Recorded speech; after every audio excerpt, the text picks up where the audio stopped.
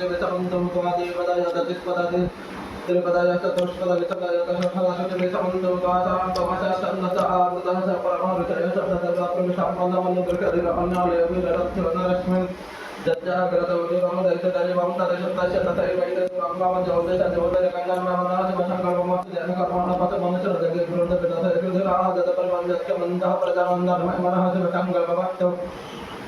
जतप्रज्ञानं जतैतोद्युत्कृष्टजगज्जोतिरन्तरं जतप्रजासु जन्मानुरुदचिन्तनकर्मकृततन्मयमनः शिवशङ्कल्पमस्तु जन्मकम्मकमविशदपरिकृतममृतं सर्वं जगजगत्तायतसप्तभूतात्मनः शिवशङ्कल्पमस्तु जस्मन्नुतसामदधिवशलक्ष्मीप्रतिष्ठितधारतनमविवरदस्मुक्तं सर्वभूतं कृतानन्दमनः शिवशङ्कल्पमस्तु चकारचरस्वामिभजनमनुचरणयतवेदेवरुवादिनैवहुरुप्रतिष्ठं जनितैवं जपिष्टं तन्मयमनः शिवशङ्कल्पमस्तु